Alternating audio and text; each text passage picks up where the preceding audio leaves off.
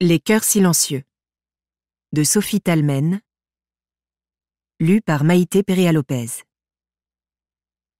Pedro, il paraît que tu refuses de manger, le sermonna Sarah au 5e jour. Tu ne peux pas baisser les bras. Faut que tu t'accroches, tu entends? S'il te plaît, fais-le au moins pour moi. Pedro accusa le coup.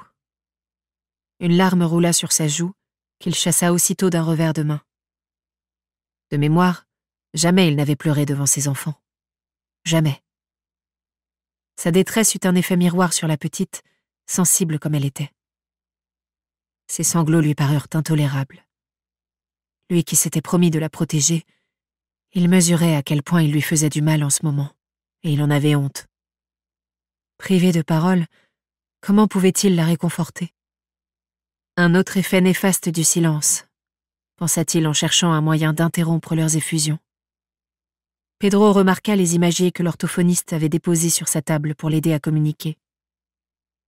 N'était-ce pas une bonne idée pour détourner l'attention?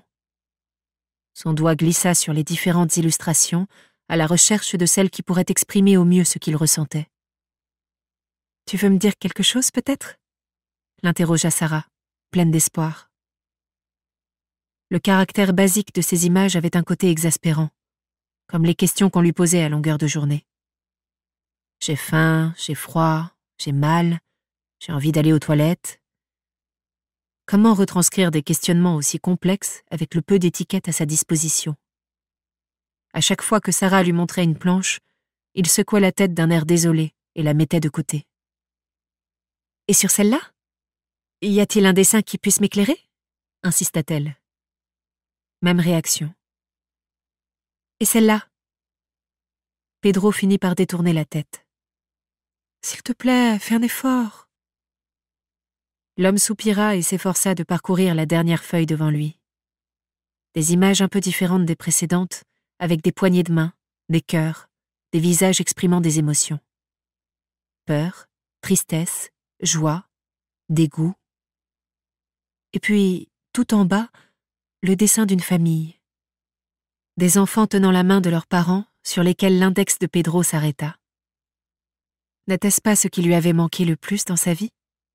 Former une famille? Une réalité qui lui semblait encore plus cruelle aujourd'hui. Pedro, que cherches-tu à me dire? Il leva ses yeux brillants vers Sarah. À cet instant, il avait envie de s'excuser. Qu'elle n'aille surtout pas croire qu'elle ne lui suffisait pas. Ce n'était pas ça.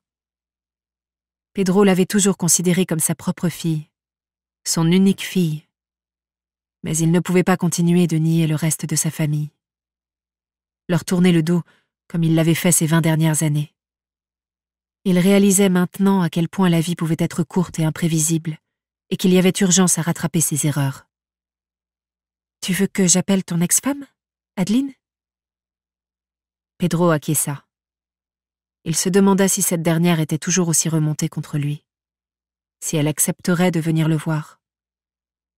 Quoi de plus glauque que des retrouvailles dans une chambre d'hôpital? De plus gênant? Surtout s'il ne pouvait pas parler. Jamais elle n'aurait imaginé cela. Mais avait-il le choix?